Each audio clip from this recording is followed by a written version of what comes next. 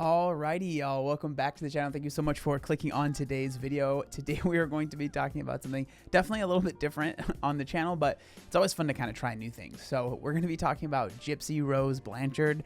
Now, if you're not familiar with who this is, we will kind of go over that, but she has been in the news because of some of the claims she's made over why she ended up leaving her husband. You're probably wondering, why does that pertain to you at all, John? I mean, it really doesn't, but there is kind of a connective tissue there, okay? So we're gonna get into that.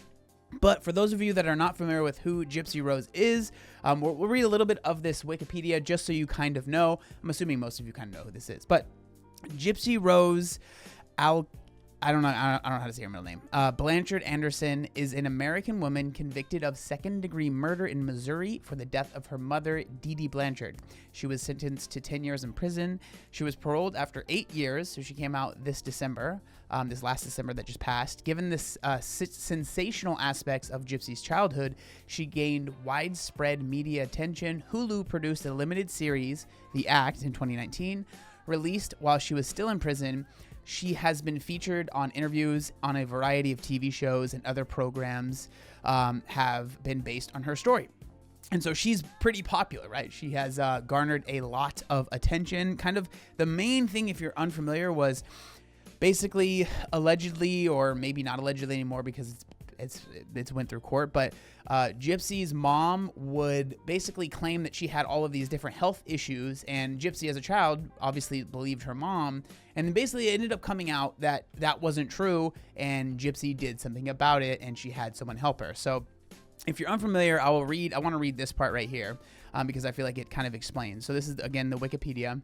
But it says, sometime around 2012, Gypsy Rose, who continued to use the internet and phone freely, made contact with Nicholas Godejohn, a man around her age from Big Bend, Wisconsin, whom she said she met on a Christian Singles website. Shout out to that. Godejohn has a criminal record for indecent exposure vibes and a history of mental illness, including sometimes reported as dissociative identity disorder. He is also on the autism spectrum. In 2014, Gypsy Rose confided to the 23-year-old neighbor, Aaliyah Woodmansey, who, unaware that Gypsy Rose was closer to her own age, considered herself a big sister. So that was one thing. Basically, Gypsy didn't really know how old she was because her mom would fake birth certificates. It was a big thing, right? There was a lot of stuff. That she and Godejohn had discussed eloping and even had chosen names for potential children. Gypsy Rose, who had 5 separate Facebook accounts, and Godejohn flirted online. Their exchanges sometimes using BDSM elements, which she since claimed was more of what he was interested in. Woodmansey tried to talk her out of it, still thinking Gypsy Rose was too young and possibly being taken advantage of by a sexual predator. She considered Gypsy Rose's plans just fantasies and dreams, and nothing like this would ever really take place. Despite Dee Dee's efforts to prevent her from using the internet, which went as far as destroying her daughter's phone and laptop, Gypsy Rose maintained contact with Woodmansey, who saved printouts of her posts until 2014. The next year, Gypsy Rose arranged and paid for Godejohn to travel to Springfield. She planned to pretend to meet Godejohn for the first time at a movie theater with her mother, then appeared to strike up a relationship based on the supposed chance encounter. When they did meet in person, Godejohn says Gypsy Rose led him to the bathroom where the two had sexy time. The two continued their internet interactions and began developing a plan to Dee Dee, and then the murder of Dee Dee Blanchard. Godejohn returned to Springfield on June 10th, 2015, arriving while Gypsy Rose and her mother were away at a doctor's appointment. After they had returned home, Dee Dee had gone to sleep. He went to the Blanchard house. Gypsy Rose let him in, allegedly gave him duct tape, gloves, and a knife with the understanding that he would use it to end Dee Dee. She hid in the bathroom and covered her ears so she would not have to hear the mother screaming. Godejohn then 17 times. We're not going to read all of that, but basically that's the story. That's what ended up happening, and that's what she was, charged with. And then she went to jail, or when she went to prison, and there was shows that were made about her life, and a lot of people became like, "Oh, I can't believe that they put her in prison because it's terrible what her mom did to her when she was younger." Because there is a lot of stuff that we didn't go over. If you're curious, I would recommend you looking into it. But there is a very different reason why we're talking about Gypsy in this video, so let's get into that. Gypsy, when she was in prison, she actually had at least 2 different relationships with men. One ended up, she got married to him, and they got married and they were together outside of prison. Now, that marriage has recently ended, and there has been a big thing about that, and apparently Gypsy has gone back to the other guy that she was talking to in prison. Now, why am I talking about this? Well, the reason that we're going to be talking about this is because if you look at the title of this video, the scoop, I don't know how how great this channel is or this this stuff is, but I think it kind of summarizes everything pretty well. Gypsy Rose Blanchard splits from husband due to food hoarding, mourning in America. So let's go ahead and see what they're talking about here. All right, so Gypsy Rose Blanchard's marriage to Ryan Anderson, it did hit a rocky point, and now we're learning what may have actually led to the couple's split. Here with the scoop is News Nation senior story editor Paula Frillig live from New York City. Paula, what is the latest on this one? Oh gosh, Cal, let me tell you what, it's the two oldest reasons in the world: snoring and food hoarding. So here's the deal. Gypsy Rose gets out of jail, and she'd never actually lived with a guy before. She'd only really lived with her mother and then with other women in prison. She gets out, and the first thing she probably does is go to the fridge, open the door, and according to her, it was filled. So before we go any further, I just want to say this, maybe it's just me, but this pan is on the camera, right, of the couple, just feels so mean to me. Like, that's just how I feel, but I just feel so unnecessary. Mother and then with other women in prison. She gets out, and the first thing she probably does is go to the fridge, open the door, and according to her, it was filled with food past their date, aka rotting food. And she kind of put up with it for a little bit, and then they had a big blowout fight because she cleaned out the fridge, as one does. And it is so strange to me in this clip, like, this woman is like sharing this information like she was there, and it's 100% the truth.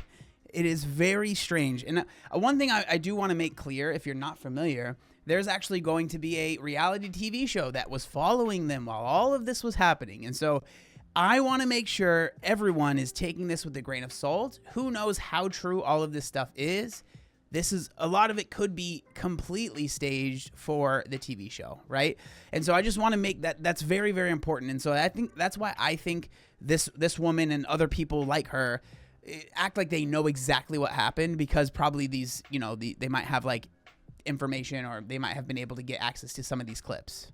Ryan went really kind of nuts. Like, what are you doing? And she was like, wow, this is pathological. We've got a problem. And she kind of was like, and the snoring and the fact that his body was a furnace at night.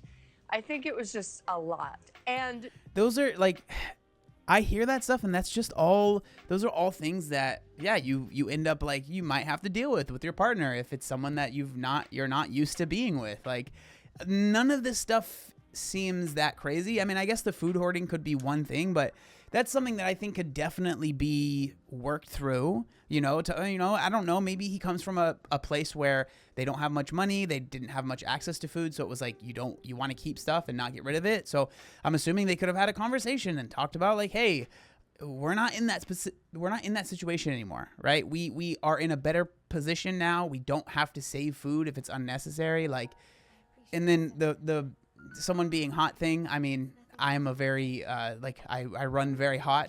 I am I sweat when I sleep. And so, I mean, I feel him on that one. You and I both know that when there is food hoarding involved, there's usually some psychological issues. And I think she just needed to. Like, what does that even mean? You and I both know when there's food hoarding involved, there are some psychological issues. Like, maybe, but not always.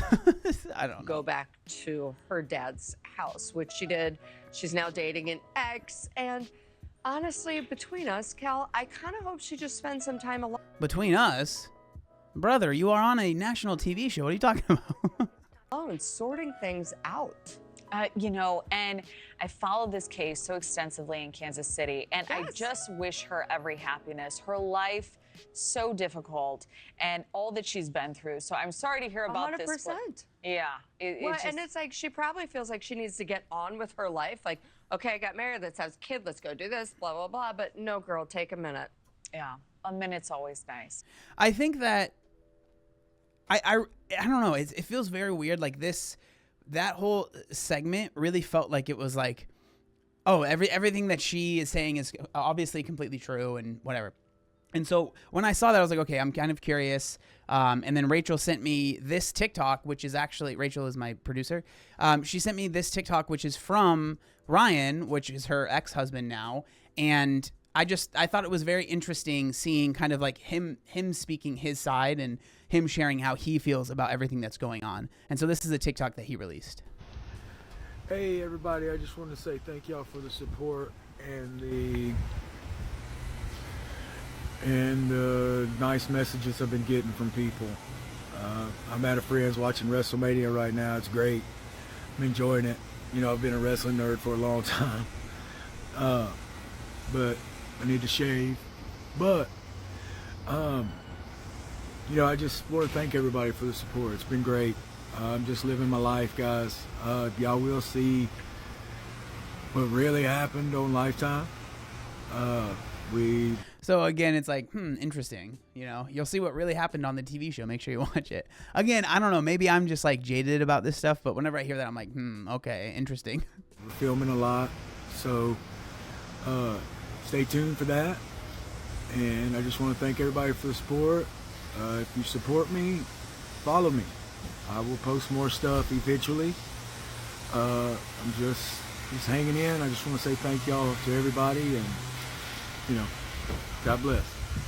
So that's kind of the statement that he's made, and I think it's interesting because obviously they were together. They got married, I think, in 2022, if I remember, and so they were married for a while before they actually got out.